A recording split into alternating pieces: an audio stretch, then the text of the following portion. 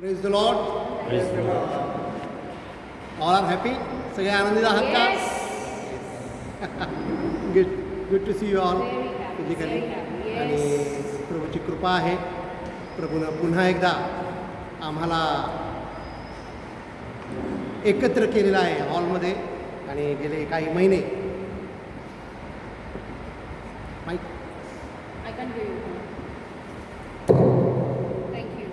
गेले काही महिने आम्ही घरामध्ये होतो आणि पुन्हा एकदा आमचे मार्ग प्रभूने मोकळे केलेले आहेत. आय होप की जरी आम्ही दूर असलो तरी देवाच्या आत्म्यामध्ये आम्ही एकत्र येत होतो. एकत्र येऊन स्तुती, आराधना, उपासना आम्हाला करण्याची संधी प्रभूनं दिली ऑनलाईन. आणि खरोखरच प्रभू चांगला आहे आणि त्याची कृपेचा अनुभव आम्ही सर्वांनी या लॉकडाऊनच्या काळामध्ये घेतलेला आहे. अनेकांच्या जीवनामध्ये अनेक गोष्टी घडलेल्या आहेत. अनेकांच्या साक्ष ऐकायची इच्छा आहे. आणि खरोखरच प्रभू महान आहे. या प्रियांनो आज आपण त्याचे वचन जे आहे त्याच्याकडे वळणार आहोत. देवाचा आत्मा आमच्याशी काय बोलत आहे त्याकडे आम्ही आज पाहणार आहोत. तत्पूर्वी आपण प्रार्थना करूया. स्वर्गीय पित्या, मी तुला धन्यवाद देतो. केवळ तुझी कृपा आहे आणि म्हणूनच बापा आम्हाला आजचा दिवस पाहणं शक्य झालेलं आहे आणि आम्हाला इथे येण्यासाठी सहाय्य झालेलं आहे.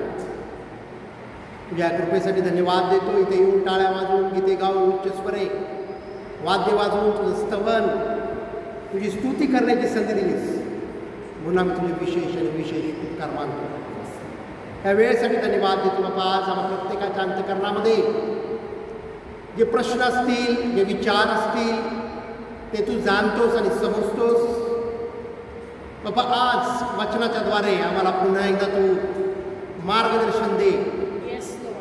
जो प्रकाश आम्हाला पाहिजे आमच्या जीवनामध्ये तो प्रकाश आम्हाला प्राप्त होऊ दे अशी प्रार्थना आणि विनंती करत आहे. सर्व मान तुझा आहे, सर्व महिमा तुझा आहे बाप्पा. प्रभू येशूच्या नावात मागतो म्हणून ऐक बाप्पा. आमेन. Praise the Lord. प्रभू येशू ख्रिस्त हे जग सोडून ज्यावेळेला स्वर्गस्थानामध्ये घेतला गेला त्यावेळेला त्याने जाण्याआधी त्याच्या शिष्यांना क्वारंटाईन केलं. त्याने सांगितलं की तुम्ही थांबून राहा. येरुशलेम सोडून तुम्ही कुठेही जायचं नाही. Stay back at your home. तुम्ही थांबून राहायचं आहे. मी जातो आणि तुमच्यासाठी जो कैवारी आहे, जो आमचा हेल्पर आहे, पवित्र आत्मा जो आहे तो तुमच्यासाठी मी पित्याकडे प्रार्थना करेन आणि तुमच्यासाठी तो तुम्हाला प्राप्त होईल, तुमच्यामध्ये येईल. आणि पवित्र आत्मा आम्ही जेव्हा थांबून राहतो, वाट पाहतो, त्यावेळेला आम्हाला प्राप्त होतो. पवित्र आत्म्याला आमच्यामध्ये घर करून राहायचं आहे. पवित्र आत्म्याला आम्हाला पुष्कळ गोष्टी शिकवायच्या आहेत. त्याला आम्हाला आमच्या जीवनामध्ये मार्ग दाखवायचा आहे. तो आमचा मदतनीस आहे. तोच आत्मा आमचा क्रिएटर सुद्धा आहे, निर्माणकर्ता सुद्धा आहे. आणि हे जे वचन आहे ते सुद्धा पवित्र आत्म्याच्या द्वारे तुमच्या आणि माझ्यासाठी दिलेलं आहे. हे वचन म्हणजे देवाचा आत्मा आहे. आणि ह्या पवित्र आत्म्याबद्दल आम्ही बऱ्याचशा गोष्टी आम्हाला ठाऊक आहेत. जिथे जिथे आम्ही होतो त्या त्या ठिकाणी आम्हाला पवित्र आत्म्याविषयी ऐकायला मिळतं. अनेक गोष्टी आम्ही लहानपणापासून ऐकत आलेलो आहोत आणि त्यामधून आमचं एक पवित्र आत्म्याविषयीचं एक समज आम्हाला समजलेलं आहे आत्तापर्यंत. आम्ही आमची इंटेलेक्ट, आमचं नॉलेज, आमचं ज्ञान वापरून आम्ही तो काय आहे हे फिगर आउट करायचा प्रयत्न करत असतो. परंतु पवित्र आत्मा स्वतःला त्याच्या वचनातून आम्हाला प्रगट करत असतो. वचनाचं ज्यावेळेला आम्हाला रेव्हलेशन मिळतं, प्रगटीकरण मिळतं, त्यावेळेला आम्हाला त्या वचनामध्ये काय दडलेलं आहे, काय लिहिलेलं आहे हे समजत असतं. अनेकांना वाटतं की पवित्र आत्मा मेरे बस की बात नाही, मला वचनातून उलगडा होत नाही, मला काही डिरेक्शन मिळत नाही, पवित्र आत्मा माझ्यामध्ये नाही, मला पवित्र आत्मा माझ्यामध्ये आहे का नाही याची शंका आहे. आणि अशा प्रकारे आम्ही संभ्रम अवस्था आमच्यामध्ये असते, विश्वासणाऱ्यांची असते. पाहूया आम्ही वचनामधून लूकाचा 24वा अध्याय. आणि या ठिकाणी प्रभू येशू ख्रिस्त काय बोलत आहे. लूक चॅप्टर 24 वर्स 49 काय लिहिलं या ठिकाणी. लुकाचं शुभवर्तमान याचा 24वा अध्याय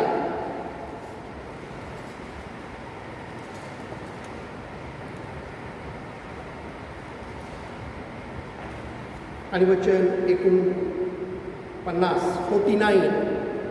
पहा, माझ्या पित्याने देऊ केलेली देणगी मी तुम्हाकडे पाठवतो. I am going to send you what my father has promised. कोणाशी बोलत आहे प्रभू येशू ख्रिस्त? शिष्यांशी बोलत आहे. माझ्या पित्याने देऊ केलेली देणगी मी तुम्हाकडे पाठवितो. तुम्ही स्वर्गीय सामर्थ्यानं युक्त व्हाल तोपर्यंत या शहरात राहा. Stay in this city. इकडे तिकडे कुठे जाऊ नका. माझ्या पित्यानं जे प्रॉमिस केलेलं आहे, जी देणगी तुम्हाला देण्याचं त्यानं सांगितलेलं आहे, ती देणगी जोपर्यंत तुम्हाला मिळत नाही तोपर्यंत तुम्ही या शहरातून कुठेही जाऊ नका. काय देणगी होती? देवाचा आत्मा देण्याची देणगी होती, द होली स्पिरिट. त्याच्याविषयी तो बोलत आहे. कोणाशी बोलत आहे? तो शिष्यांशी बोलत आहे. जे शिष्य आहेत, जे आता लीडर्स आहेत, प्रभू येशू ख्रिस्त गेलेला आहे, आता ते स्वतः लीडर्स त्या ठिकाणी आहेत, जे इतरांना लीड करणार आहेत, मार्गदर्शन करणार आहेत. त्यांच्यासाठी तो बोलत आहे की तुम्हाला सामर्थ्याची गरज आहे, तुम्हाला देवाच्या आत्म्याची गरज आहे. कोणाशी बोलत आहे? जे शिष्य, जे लोक प्रभू येशू ख्रिस्ताबरोबर 3.5 वर्ष राहिलेले होते, ज्यांनी पुष्कळ चिन्ह आणि चमत्कार पाहिलेले होते.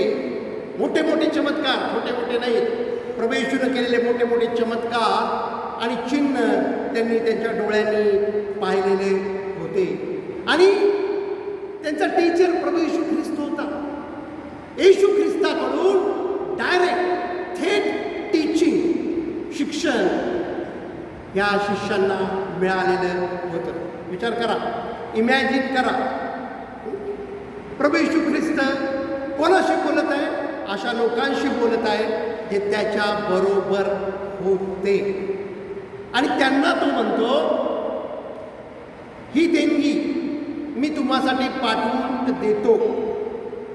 तुम्ही स्वर्गीय सामर्थ्याने युक्त व्हा तोपर्यंत, जोपर्यंत तुम्हाला पवित्र आत्मा मिळत नाही तोपर्यंत तुम्ही काहीही करायचं नाही. काहीही करायचं नाहीये. तुम्हाला जे शिक्षण आत्तापर्यंत मिळालेलं आहे ते पुरेसं नाहीये.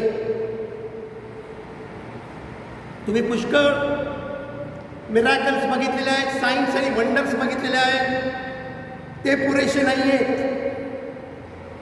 तुम्ही पुष्कळ माझ्याकडून उत्तम शिक्षण घेतलेलं आहे. मोठ्या मोठ्या गोष्टी तुम्ही पाहिलेल्या आहात. 3.5 वर्ष डे आणि नाईट तुम्ही माझ्याबरोबर मिनिस्ट्री सेवा केलेली आहे.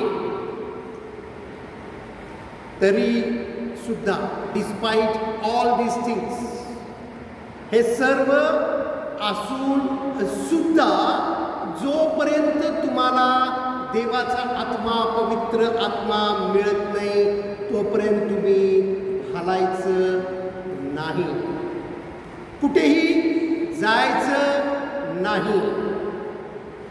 कारण ही जी देणगी आहे, ह्या देणगीशिवाय दुसरी कोणतीही गोष्ट महत्वाची नाही. Nothing is important. कोण बोलत आहे? प्रभू येशू ख्रिस्त स्वतः बोलत आहे. कोणाशी बोलत आहे? शिष्यांशी बोलत आहे, ज्यांनी त्याच्याकडनं डायरेक्ट टीचिंग घेतलेलं आहे, ज्यांना येशूने स्वतःहून निवडलेलं आहे, त्यांच्याविषयी तो बोलत आहे. त्यांना सुद्धा पवित्र आत्म्याची गरज आहे.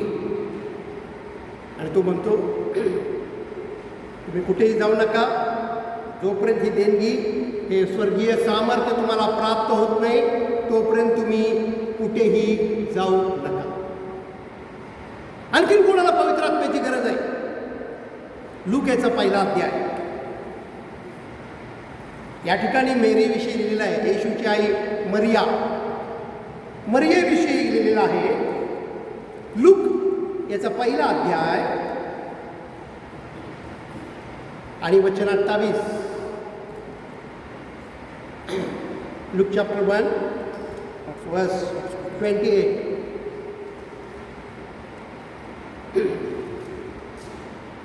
काय लिहिलं या ठिकाणी? देवदूत तिच्याकडे आत येऊन म्हणाला,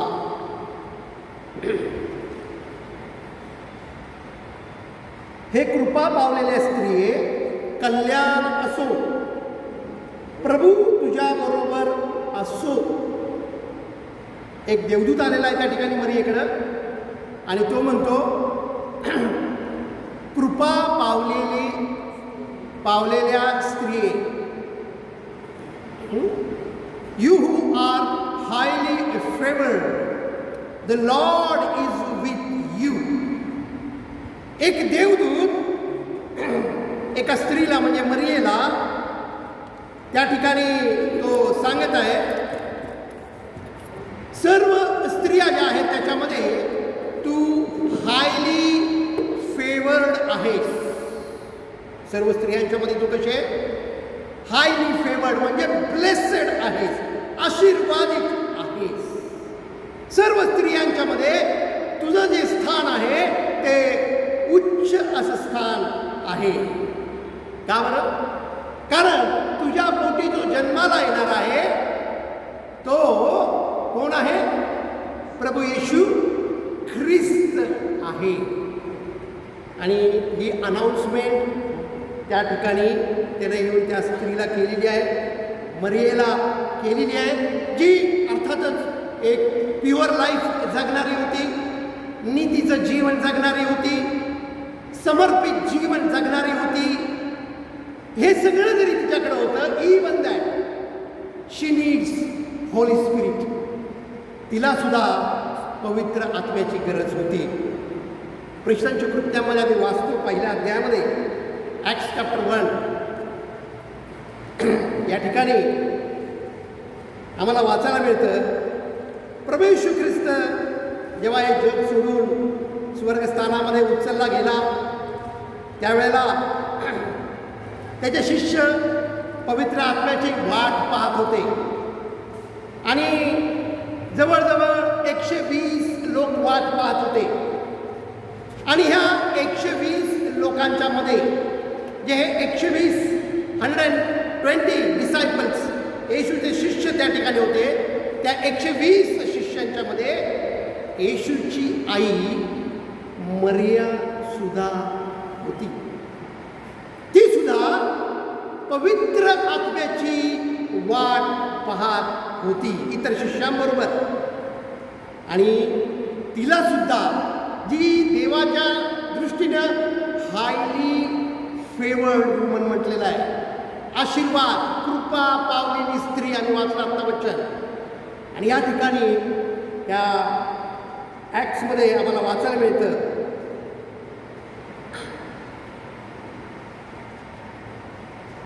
वचन अध्याय 1 वचन 13 चॅप्टर 1 वर्स 13.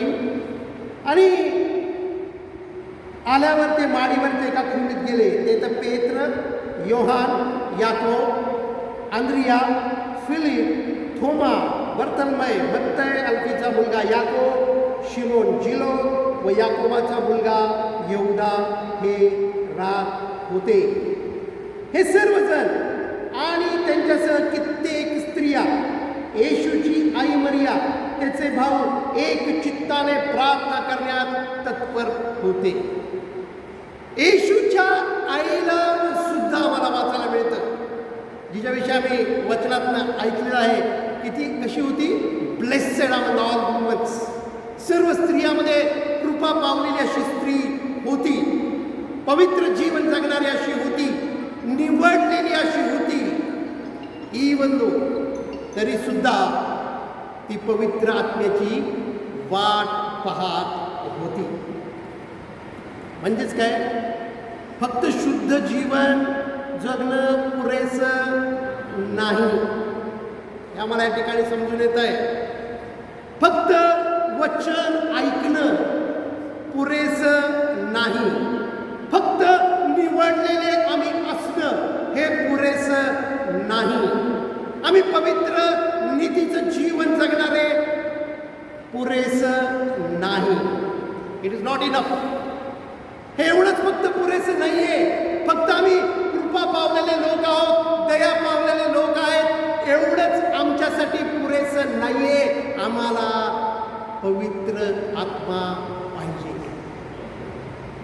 आणि हे मरीनं ओळखलेलं होतं. आणि म्हणूनच ती त्या 120 लोकांच्या बरोबर मध्ये त्या ठिकाणी वाट पाहत होते. येशूने त्यांना सांगितलं होतं तुम्ही कुठेही जायचं नाही. आणि 120 लोकांबरोबर मरिया सुद्धा त्या ठिकाणी होती. तिला सुद्धा पवित्र आत्मा मिळाला. जसं भावांना पवित्र आत्म्याची गरज आहे, तसं बहिणींना सुद्धा पवित्र आत्म्याची गरज आहे. जसं लीडर लोकांना गरज आहे, तसं इतर जे आम्ही आहोत आम्हा सर्वांना सुद्धा पवित्र आत्म्याची गरज आहे. आम्ही फक्त मी निवडलेलो आहे, आम्ही वेगळे केलेले लोक आहोत, आम्ही ब्लेसेड लोक आहोत एवढंच म्हणून आम्हाला थांबायचं नाही आहे. आम्हाला वाट पाहायची आहे. आम्हाला पवित्र आत्मा आमच्यामध्ये पाहिजे आहे. तो आमच्यामध्ये रिसाईड झाला पाहिजे, तो आमच्यामध्ये वस्ती करून राहिला पाहिजे. आणि मग प्रभूने आम्हाला घरात थांबवलं होतं, 2 वेळा थांबवलं. Wait for what? कशासाठी? हे लोक वाट पाहत होते. हे होली लोक होते, हे शिष्य होते, हे येशूला फॉलो करणारे होते, कृपा पावलेले लोक होते. तरी सुद्धा येशूने त्यांना सांगितलं होतं तुम्हाला अजून कशाची तरी गरज आहे. आणि माझ्या पित्यानं ते प्रॉमिस केलेलं आहे तुम्हाला द्यायचं. ते जोपर्यंत तुम्हाला मिळत नाही तोपर्यंत तुम्ही थांबून राहा. कारण तुमचं हे जे स्वतःचं तुम्ही जे चांगले जगता, सेल्फ रायचियसनेस तुमच्याकडे आहे, तुम्ही गुड फॅमिली, गुड पीपल म्हणून जे ओळखला जाता, दॅट इज नॉट इनफ. तुमचं फार इन्फ्लुएन्स आहे, तुम्ही फार प्रभाव टाकणारे लोक आहात, खूप चांगले तुम्ही प्रीचिंग करणारे आहात, तुम्हाला खूप काही समजतं, तुम्ही खूप नीतीचं जीवन, प्युअर आणि होली लाईफ जगणारे लोक आहात. That is not enough. हे पुरेसं नाहीये. शिष्यांना गरज होती, प्रेषितांना गरज होती, खुद्द येशूच्या आईला, येशूच्या भावांना शोधायची गरज होती. आणि आम्ही पुढे जेव्हा वाचतो प्रेषितांची कृत्य 2 अध्यायामध्ये पुढे जातो, आम्ही वाचतो वचन 5 ॲक्ट चॅप्टर 2 वर्स 5. त्यावेळेस आकाशाखालच्या प्रत्येक राष्ट्रातील भक्तिमान यहुदी येरुशलेमेत राहत होते. म्हणजे त्या काळाचं जे काही जग होतं आणि त्यामधून जे भक्तिमान डिवोटेड असे जे यहुदी लोक होते, जीव्स होते, त्याच्याविषयी काय लिहिलं आहे ठिकाणी? भक्तिमान. इंग्लिशमध्ये लिहिलं आहे गॉड फिअरिंग ज्यूज. देवाला भिवून राहणारे यहुदी. आकाशाखालची जेवढी राष्ट्र होती त्या राष्ट्रातले हे गॉड फिअरिंग, देवाला भिवून राहणारे यहुदी, भक्तिमान यहुदी त्यावेळेला येरुशलेममध्ये गोळा झाले होते.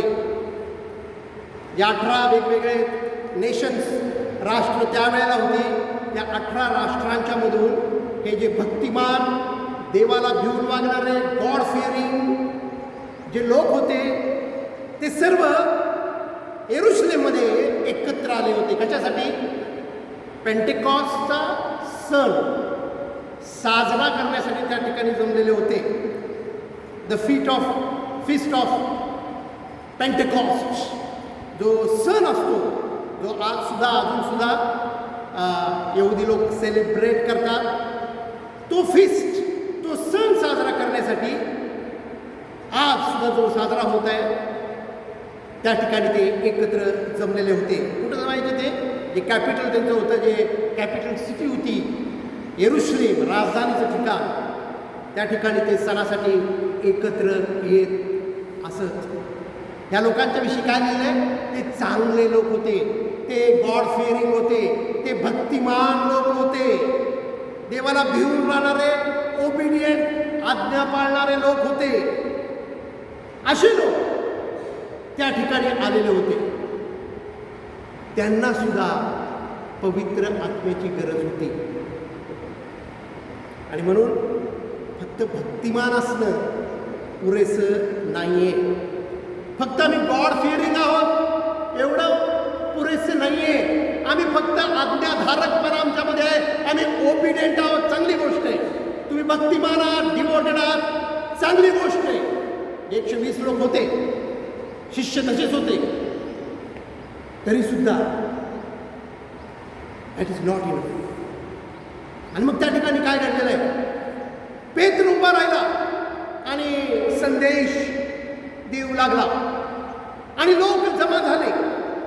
त्या लोकांच्या मध्ये हे जे 18 देशामधून जे डिवोटेड भक्तिमान यहुदी होते ते पण त्या ठिकाणी येऊन उभे राहिले. आणि ते काय म्हणतात आपण बघूया. जेव्हा पेत्राचा संदेश त्यांनी ऐकला तेव्हा त्यांनी पेत्राला एक प्रश्न केला. ते म्हणाले, ठीक आहे, हे सगळं आहे, ओके, गुड, तू जे बोलतोस ते आम्हाला मान्य आहे, मग आता आम्ही काय करावं? पेत्राने त्यांना काय उत्तर दिलं आपण बघूया. प्रेषणांची कृत्य 2 अध्याय ॲक्ट चॅप्टर 2 वर्स 37. काय म्हणलं या ठिकाणी? हे ऐकू त्यांच्या अंतःकरणास चुटपुट लागली आणि ते पेत्र व इतर प्रेषित यांना म्हणाले, बंधुजन हो, आम्ही काय करावे? आम्ही काय करावं? त्या ठिकाणी इंग्लिशमध्ये एक शब्द आहे, when the people heard this they were cut to the heart. अंतकरणाला सुटपुट लागले. they were cut to their heart. त्यांच्या हृदयाला, त्यांच्या अंतकरणाला टोचणी बसली, त्यांचं हृदय कट झालं ऐकून. बऱ्याच वेळेला आम्ही वचन ऐकतो आणि आमचं हृदय कट होतं, सुटपुट लागते आम्हाला. होतं का तुम्हाला असं? बऱ्याच लोकांना होतं रे, बऱ्याच भावांना बहिणींना होतं. आणि ते भाऊ आणि बहीण येतात आणि म्हणतात, ग्रेट मेसेज, आजचा संदेश माझ्यासाठी होता, आजचं वचन माझ्यासाठी होतं. का म्हणतात असं? कारण त्यांच्या अंतःकरणाला काहीतरी जे त्यांना पाहिजे असतं ते मिळतं आणि मग त्यांच्या अंतःकरणाला चुटपुट लागते आणि ते म्हणतात ग्रेट मेसेज, वचन खूप छान होतं, वचन माझ्यासाठी होतं. आणि ते घरी जातात. ते कुठे गेले? घरी गेले. हे कुठे गेले लोक? घरी नाही गेले. त्यांनी प्रश्न केला, आम्ही काय करावं, आम्ही काय केलं पाहिजे? मेसेज तर चांगला आहे, मग आता आम्ही काय करायचं? हा जो वचन आहे, हे जे संदेश आहे, ते माझ्या अंतःकरणाला लागलेला आहे, ते माझ्यासाठी चाललेलं आहे. हे वचन माझ्या अंतःकरणात काम करत आहे. देव माझ्याशी बोलला आहे. माझ्या अंतःकरणाला चुटपुट लागले आहे. I am convicted. मला माझी चूक समजून आलेली आहे. Now tell me, what shall I do? आम्ही काय करावं? आम्ही घरी जावं का? हे जे भक्तिमान लोक होते ते ऐकून खूप छान आहे, खूप चांगलं आहे म्हणून घरी गेले नाहीत.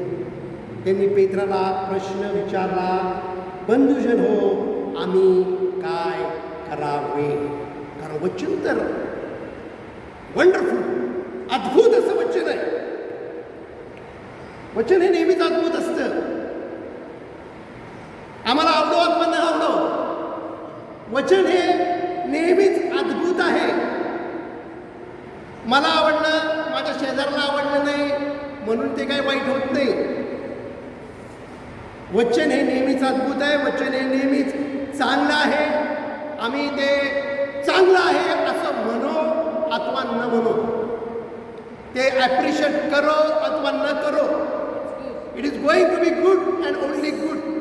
वचन हे नेहमीच चांगलंच आहे. पण काही लोकांना ते रिलेट होतं, पर्सनली त्यांच्या लाईफला त्याची लिंक लागते आणि त्यांच्या अंतःकरणाला चुटपुट लागते आणि त्यांच्या मुखातनं शब्द येतात, वंडरफुल, आज देव माझ्याशी बोललेला आहे. आणि पेत्राला त्यांनी विचारलं. कोण विचारतात लोक? हे भक्तिमान लोक, गॉड फेअरिंग लोक. ते विचारत आहेत, आम्ही काय केलं पाहिजे? पेत्र त्यांना म्हणाला, पश्चाताप करा. वचन 38, पश्चाताप करा आणि तुमच्या पापांची क्षमा व्हावी म्हणून तुम्ही प्रत्येक जण येशू ख्रिस्ताच्या नावाने बाप्तिस्मा घ्या, म्हणजे तुम्हाला पवित्र आत्म्याचे दान प्राप्त होईल. Praise Lord. दान प्राप्त होईल म्हणलेलं आहे. गिफ्ट ऑफ होली स्पिरिट तुम्हाला प्राप्त होईल. पवित्र आत्मा तुम्हाला मिळेल. त्याच्या आधी काय करायचंय? हे गिफ्ट आम्हा सगळ्यांना पाहिजेलं आहे. येशू ख्रिस्त म्हणाला, हे जोपर्यंत येत नाही तोपर्यंत तुम्ही कुठं बाहेर जाऊ नका. याच्याशिवाय काहीही होणार नाही.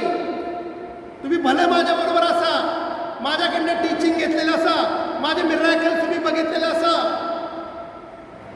That is not enough. तू सगळ्या स्त्रियांच्या मध्ये कृपा पावलेली स्त्री आहेस, दॅट इज नॉट इनफ. भक्तिमान डिवोटेड जे होते, that is also not enough. तो म्हणतो तुम्ही पश्चाताप करा, आपल्या पापापासून तुम्ही वळा, येशू ख्रिस्ताच्या नावाने बाप्तिस्मा घ्या, देन मग तुम्हाला हे दान मिळेल. मग हे तुम्हाला दान मिळेल. Repent and turn around and get baptised. 3 गोष्टी सांगितलेल्या आहेत. Then you will get the gift of Holy Spirit. आणि ज्या वेळेला आम्ही ओबिडियंट व्हायचं ठरवतो, ज्या वेळेला आमच्या अंतःकरणाला चुटपुट लागते, आम्ही आमच्या हार्टमध्ये कन्व्हिक्शन येतं, आम्हाला समजतं, आम्ही प्रभूकडे क्षमा मागतो. ज्या वेळेला आम्ही ठरवतो की मी इथून पुढे ओबिडियंट राहणार, त्या मोमेंटला तुमचं गिफ्ट डिस्पॅच होतं. दॅट राईट मोमेंट, त्या क्षणाला लिहून घ्या भावांनो बहिणीने, त्या क्षणाला ज्या वेळेला तुम्ही ठरवता, ज्या वेळेला तुम्ही प्रभूकडे मागता, नुसतं तुम्ही म्हणत नाही खूप चांगला संदेश होता आणि घरी जात नाही, तुम्ही विचारता आम्ही काय करावं, आणि तुम्ही ते करता. त्या क्षणाला the moment you become obedient, ज्या क्षणाला तुम्ही हे ठरवता, ज्या क्षणाला तुम्ही प्रभूशी बोलता आणि क्षमा मागता, पश्चाताप करता, पापापासून वळायचा निर्धार करता,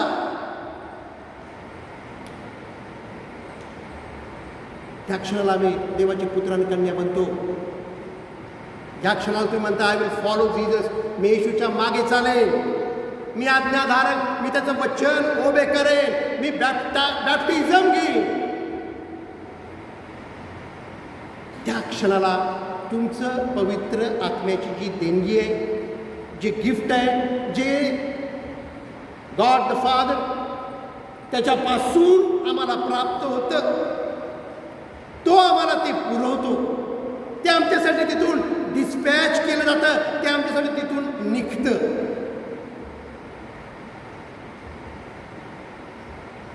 मिळायला थोडा वेळ लागतो नाही का, कुठले तुम्ही काही मागवता, बरेचसे लोक काही काही ऑनलाईन मागवतात,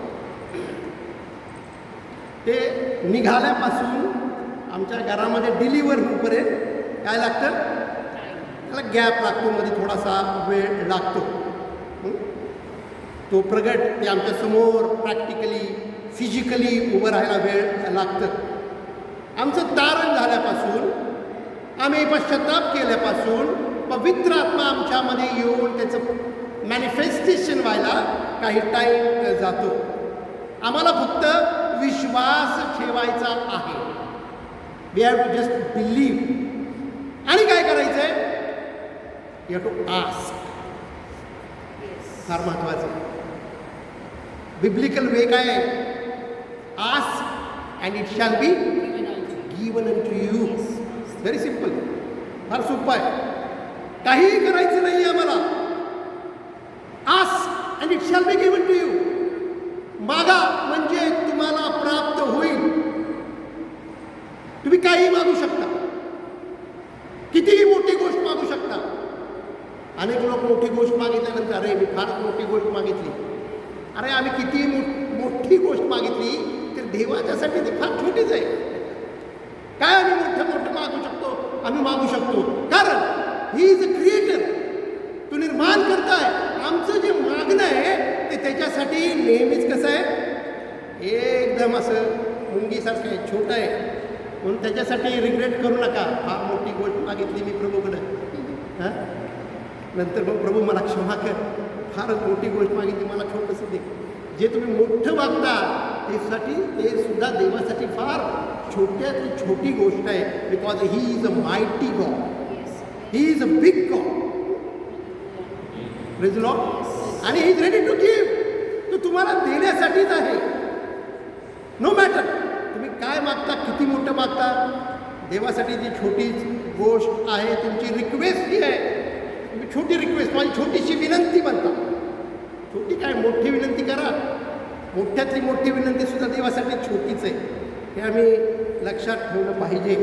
आणि या ठिकाणी एक सिंपल आणि एक साध्यातली साधी गोष्ट आम्हाला करायची आहे. ज्यावेळेला आम्ही ठरवलं तेव्हापासून आमचं गिफ्ट आमच्यापर्यंत येण्यासाठी काही टाईम लागेल. त्या टाईममध्ये आम्ही त्याच्याविषयी इन्क्वायरी करायची, विचारत राहायचं आहे, मागत राहायचं आहे. आणि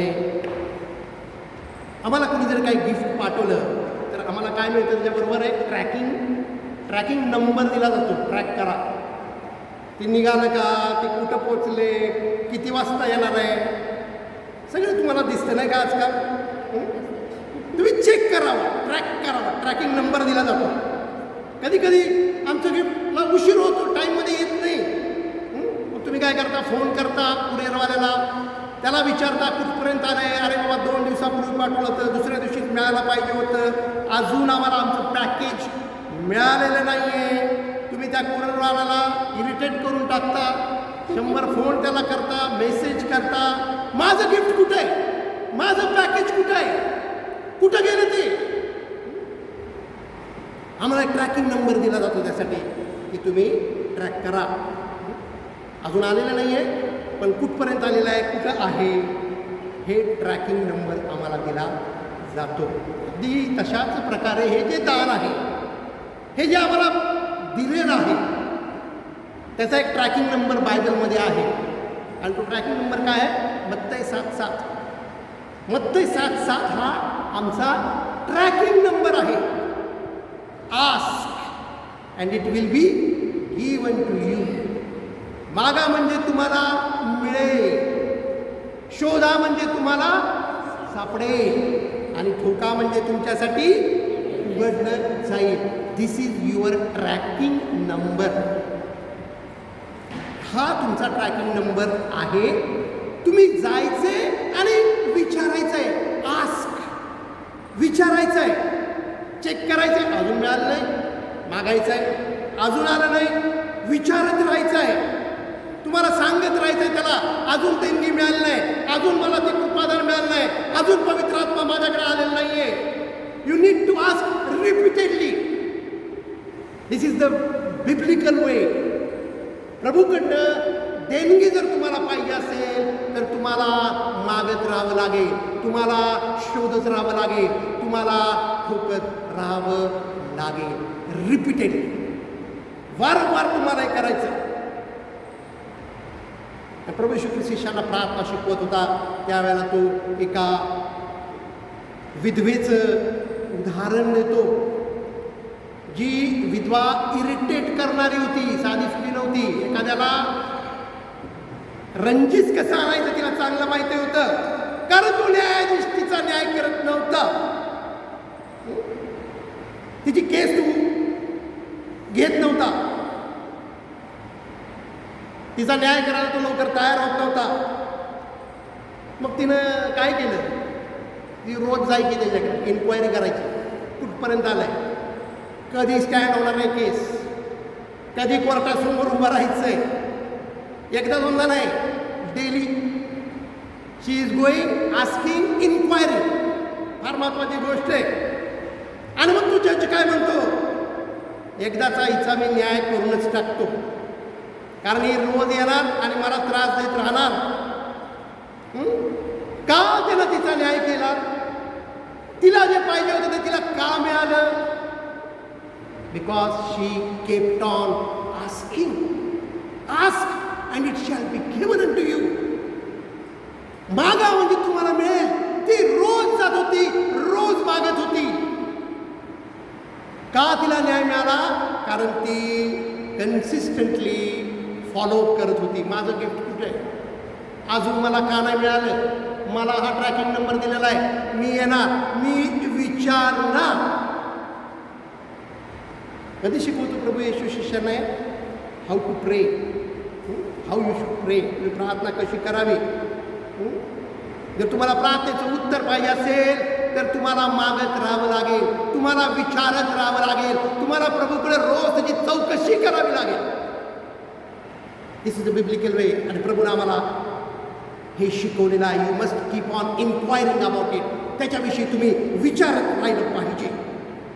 over and over, again and again, repeatedly आम्हाला हे करायचं आहे. Give me my gift. माझी देणगी कुठं आहे? कारण तू सांगितलेलं आहे, ask and it shall be given unto you. He will give. अनेकांना मिळाले. तुमचा पण नंबर येणार आहे. आणि मिळाल नसेल तुम्हाला पण मिळणार आहे. हे सगळे निवडलेले भक्तिमान, ब्लेसेड डिसायपल्स, हे सगळे मागत होते. येशूने दिलेली देणगी येऊपर्यंत वाट पाहत होते आणि मागत होते. एवढंच नाही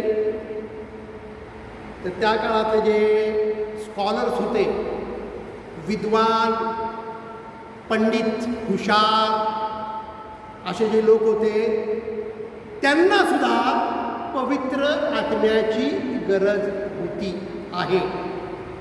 आणि बायबलमध्ये असा एक विद्वान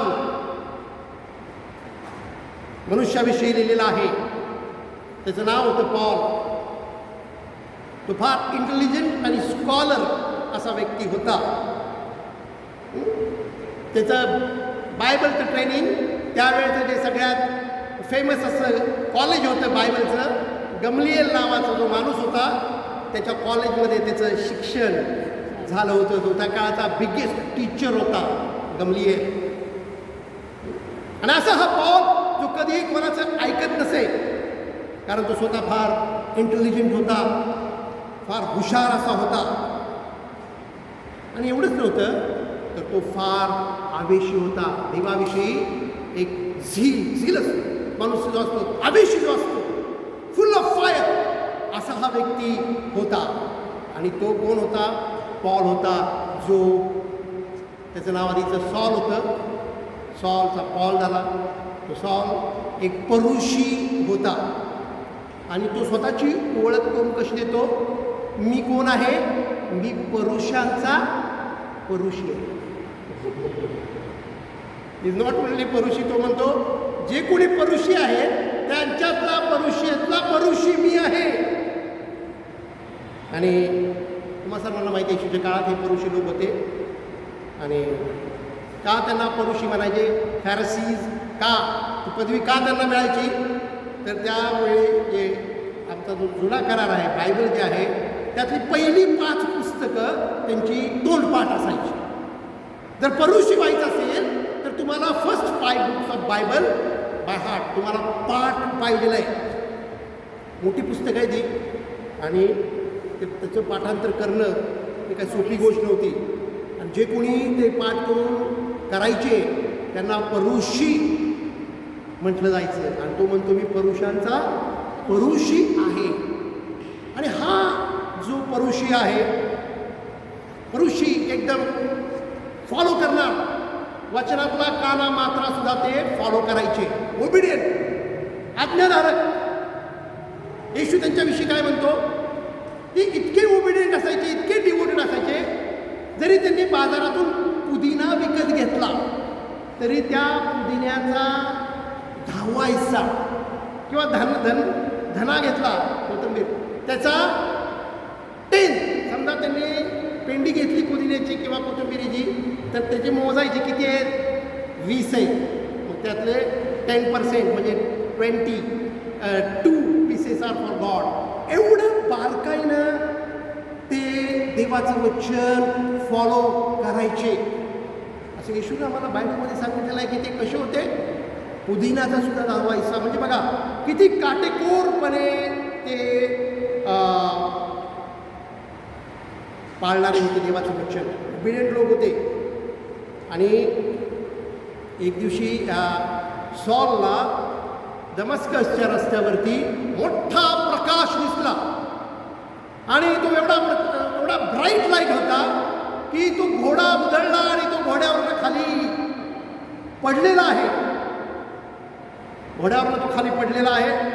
आणि त्याला त्याच्यानंतर त्याचे दिसायचं बंद झालं, त्याचे डोळे दिपले, तो आंधळा झाला आणि काही दिवस तसाच आंधळा राहिलेला आहे. आणि त्याला खातासुद्धा येत नव्हतं, तो उपवास करत नव्हता, त्याला खाताच येत नव्हतं, कारण तो काय होता? आंधळा झालेला होता, त्याला काय समजत नव्हतं.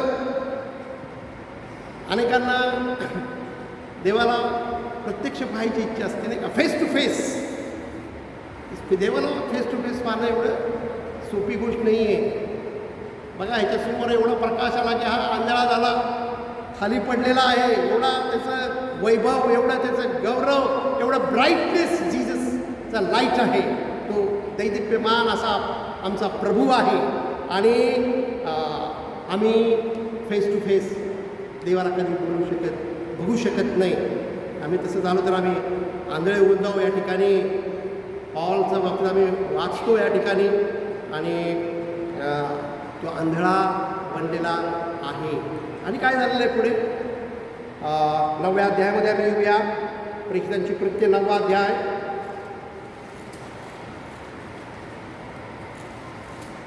प्रेषणांची कृत्य 9 अध्याय चॅप्टर 9 ॲक्ट्स चॅप्टर 9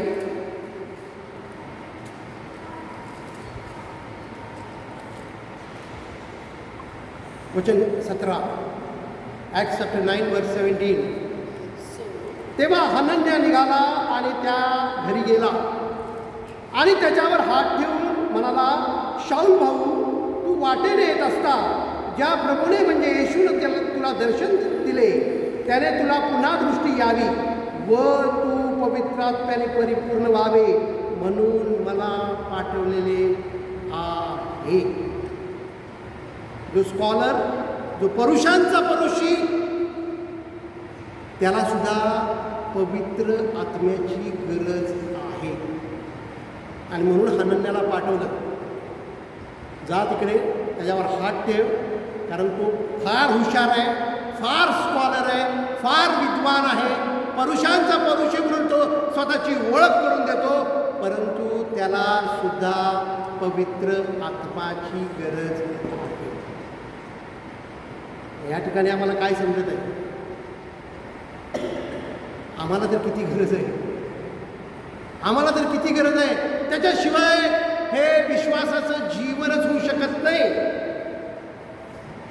आणि म्हणूनच तो शिष्याला म्हणाला, वेट, डोंट गो एनीवेअर, कारण तुम्हाला जे पाहिजे आहे ते गिफ्ट तुमच्यासाठी मी पाठवणार आहे, ते मिळेपर्यंत तुम्ही वाट पाहत राहा. So everybody needs Holy spirit. आम्हा प्रत्येकाला पवित्र आत्म्याची आहे. असं कोणी विश्वास करा नाही की तो म्हणू शकत नाही की मला त्याची गरज नाही. ते भक्तिमान लोकांनी पेत्राला प्रश्न केला, आम्ही काय करावे? तो म्हणतो की तुम्ही पश्चाताप करा, आपल्या पापापासून वळा, बाप्तिस्मा घ्या, म्हणजे तुम्हाला पवित्र आत्मा हे जे कृपादान आहे, हे जे गिफ्ट आहे, ते तुम्हाला मिळेल. ॲक्ट चॅप्टर 2 वर्स 38. प्रेषणांची कृत्य 2 अध्याय आणि वचन 38 आम्ही वाचलेलं आहे. त्या ठिकाणी तो म्हणतो, वचन 38 मध्ये, पश्चाताप करा आणि तुमच्या पापांची क्षमा व्हावी म्हणून तुम्ही प्रत्येकजण येशू ख्रिस्ताच्या नावाने बाप्तिस्मा घ्या, म्हणजे तुम्हाला पवित्र आत्म्याचे दान प्राप्त होईल. पुढे काय म्हणले वचन 39, कारण हे वचन तुम्हाला, तुमच्या मुलाबाळांना व जे दूर आहेत त्या सर्वांना, म्हणजे जितक्यांना परमेश्वर आपला देव स्वतःकडे बोलवी तितक्यांना दिलेले आहे. Praise Lord. हे प्रॉमिस जे आहे ते फक्त तुमच्यासाठी नाही, ते तुमच्या मुलाबाळांना आहे. आणि जे दूर म्हणजे जे पिढी अजून येणार आहे, मुलांची मुलं, जितक्यांना जे जे काय देवाच्या प्लॅननुसार येतील, जे देवाच्या प्लॅननुसार जितक्यांना बोलवलेलं आहे त्या सर्वांना, त्यांच्या सर्वांसाठी हे प्रॉमिस आहे. It is not only for you. हे तुम्हाला, तुमच्या मुलाबाळांना आणि जे तुमची मुलाबाळांची मुलंबाळं येणार आहेत त्या सर्वांच्यासाठी हे आहे. It is for everybody. प्रत्येकासाठी हे आहे. जितक्यांना देव स्वतःकडे बोलवेल तितक्यांना हे कृपादान, हे दान, हे पवित्र आत्म्याचं दान मिळणार आहे. That is his promise. हे त्याचं प्रॉमिस आहे, हे वचन त्यानं तुमच्या आणि मलासाठी दिलेलं आहे. आणि म्हणून कुणी स्वतःला फक्त म्हणणं आहे की मला फार बायबल समजतं, मी फार प्रार्थना करतो, मी फार भक्तीचं जीवन करू शकतो, मी चांगलं प्रीच करतो, I am a good person, आणि मी चांगल्या गोष्टी करत राहतो. That is not enough. We need this power. आम्हाला हे सामर्थ्य पाहिजे. कशासाठी पाहिजे आहे सामर्थ्य? एक ओव्हरकमिंग लाईफ आम्हाला जर जगायचं असेल, विजयी जीवन जर आम्हाला जगायचं असेल, तर आम्ही ह्या सामर्थ्याशिवाय जगू शकत नाही. फार फार तर 1-2 दिवस जगू, एक आठवडाभर जगू, एखादा महिनाभर जगू, पण पुन्हा आम्ही परत जुन्या मार्गाने जाऊ शकतो. आणि हे करण्यासाठी काय आहे? Very simple. आस्क. जसं त्या विधवेनं रिपीटेडली मागितलं. ती विधवा तिचं फार बरोबर होतं म्हणून तिला न्याय मिळाला नाही. तिच्यावर फार मोठा अन्याय झाला होता म्हणून तिचा न्याय झाला नाही. अजिबात नाही. ती फार चांगली होती म्हणून नाही. तिच्याकडे एकच गोष्टी होती, मागणे. जोपर्यंत मिळत नाही तोपर्यंत मागत राहणे. आणि मला वाटतं आम्ही या ठिकाणी फार कमी पडतो. आणि म्हणून प्रभू येशू ख्रिस्त तो दाखला दिल्यानंतर म्हणतो, मी जेव्हा परत येईन तेव्हा मला ह्या प्रकारे विश्वास पृथ्वीवर आढळेल काय. अशा प्रकारे कंटिन्युअली रिपीटेडली मागणारे, जोपर्यंत मिळत नाही तोपर्यंत मागत राहणारे, तोपर्यंत शोधत राहणारे, तोपर्यंत ठोकत राहणारे. मला दिसतील काय पृथ्वीवरती, आढळेल काय, क्वेश्चन मार्क आहे तिथे. म्हणजेच आढळणार नाहीत म्हणूनच प्रश्नचिन्ह आहे. आढळले फार क्वचित असतील, फार कमी लोक असतील. आणि म्हणूनच आज आम्ही जेव्हा पहिल्यांदा एकत्र आलो, I was thinking about it की आम्हाला कशाची गरज आहे. एकत्र येण्याचा आनंद ठीक आहे, fellowship, good fellowship, but that is not enough. Good family, good children, but that is not enough. We need the power. आणि हे आम्हाला कमिटेड आहे, हे आम्हाला दिलेलंच आहे. द मोमेंट ज्या वेळेला आम्ही पश्चाताप करून वळलो, बाप्तिस्मा घेतला, त्याच वेळेला आम्हाला दिलेलं आहे. नंतर आम्ही त्याच्याविषयी इन्क्वायरीज करत नाही. माझं गिफ्ट कुठे आहे. आम्ही ॲमेझॉनच्या गोष्टींची फार इन्क्वायरी करतो, परंतु जी स्वर्गात नाही येणारी जी गोष्ट आहे त्याची इन्क्वायरी आम्ही कुठे करतो. त्याला आम्ही ट्रॅकिंग कुठे करतो. आम्ही ते गिफ्ट का नाही ट्रॅक करत. आम्हाला ते पाहिजे आहे. आम्ही का मॅथ्यू 7:7 ट्रॅक करत नाही. भावानो बहिणीनो, आज तो दिवस आहे. आज तो दिवस आहे. आम्ही पवित्र आत्म्याविषयी तुम्हाला माहिती नाही असं नाही आहे. You know not many things. तुम्ही त्याचा अनुभव पण घेतलेला आहे, परंतु पवित्र आत्म्याचा बाप्तिस्मा आहे म्हणजे काय आहे. आम्हाला त्याच्यामध्ये बुडायचं आहे. नुसतं बोट घालून टेस्ट केली, हां मला एक कसं वेगळं काय ते करंट गेला, असं झालं तसं झालं, असे वेगवेगळे अनुभव प्रत्येकाचे. तर कोणी पडला असेल, कोणाला काय एकदम कोल्ड फिलिंग, हॉट फिलिंग झाला असेल. असं होतात मीटिंगला तुम्ही जात असता कुठे कुठे, तेव्हा तुम्हाला अनुभव येत असतील. ते होतं, ते काय थिंग रॉंग इन इट, पण इट इज अ बॅप्टिझम. हा बाप्तिस्मा आहे. जसं आम्ही पाण्यात स्वतःला बुडवून टाकतो, तसं आम्हाला ह्या पवित्र आत्म्यामध्ये डुबून राहायचंय, बुडायचंय आम्हाला त्याच्यामध्ये. तो अनुभव, दॅट इज मोर इम्पॉर्टंट. तो एक व्यक्ती आहे, तो पर्सन आहे, त्याची एक पर्सनॅलिटी आहे. ती पर्सनॅलिटी आम्हाला प्राप्त झाली पाहिजे. That is called the baptism of fire. आणि तो आम्हाला पाहिजे आहे. येशू म्हणतो की मी काय करताय, पहा दाराशी उभा आहे आणि काय करताय, नॉकिंग. तर मला जर तुम्ही घरी बोलवलं तर तुम्ही काय कराल, वाट पाहाल नाही का, वेट कराल. अरे येणार आहेत, गेस्ट येणार आहे, माझ्याकडे कोण येणार आहे, गेस्ट येणार आहे, की कोणतरी व्यक्ती येणार आहे. आम्ही वाट पाहतो. पवित्र आत्मा एक व्यक्ती आहे आणि तुम्ही मागितलेली आहे. मी इन्व्हाइट केलेलं आहे त्याला. मग इन्व्हिटेशन दिल्यानंतर आम्ही घरात थांबलं पाहिजे, वाट बघितली पाहिजे. दारावर कोण ठोकलं तर आम्हाला दार उघडलं पाहिजे. आणि आम्ही काय करतो, गेस्ट आलाय त्याचं स्वागत करतो, त्याला घरामध्ये आम्ही रिसीव करतो, त्याचा पाहुणचार करतो, आम्ही त्याच्याबरोबर टाईम स्पेंड करतो. आज प्रभू येशू ख्रिस्त म्हणतो, पहा मी दाराशी उभा आहे आणि काय करत आहे, I am knocking at your door. परंतु आम्ही आमचे कान त्या नॉकिंगकडे लावलेले आहेत का.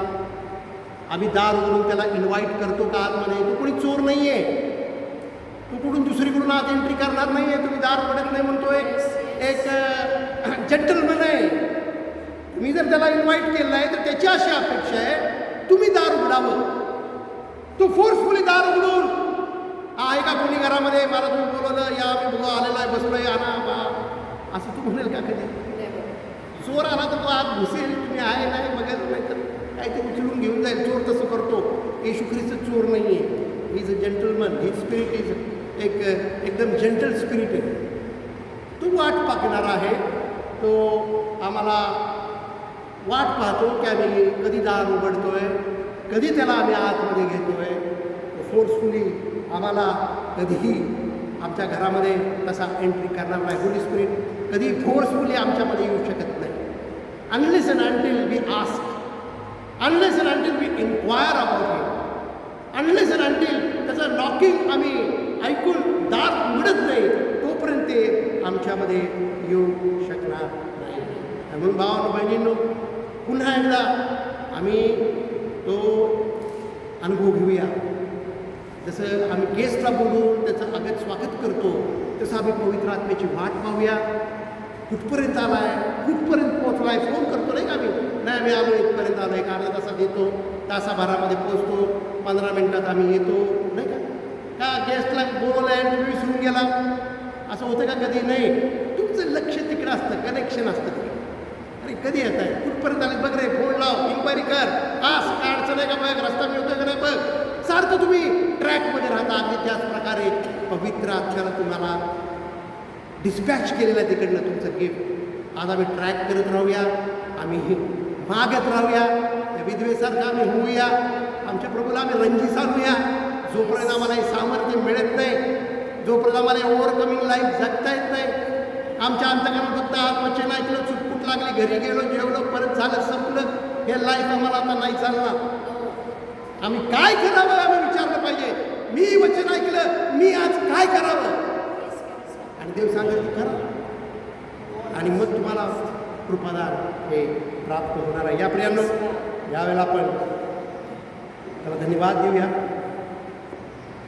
त्याचे उपकार मानूया. स्वर्गीय पित्या, आम्ही तुला धन्यवाद देतो तुझ्या अद्भुत कृपादानासाठी.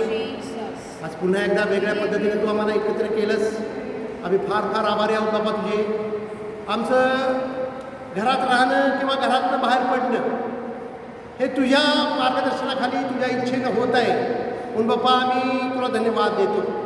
आज तू मार्ग आमचे मोकळे केलेस. आम्ही तुझ्या कृपेचा आदर करतो बाप्पा. आमची फेलोशिप अशीच मजबूत कर, प्रीतीमध्ये, प्रेमामध्ये आम्हाला वाढव, आणि सर्वात महत्त्वाचं म्हणजे आम्ही पवित्र आत्म्याच्या सामर्थ्यानं युक्त असं जीवन जगावं. म्हणून प्रत्येक भावा बहिणीला तू कृपा पुरव अशी प्रार्थना विनंती करतो. सर्व मान सर्व महिमा तुला देतो. प्रभू येशूच्या नावात मागतो मला ऐक बापा. Amen. Thank you and God bless you all.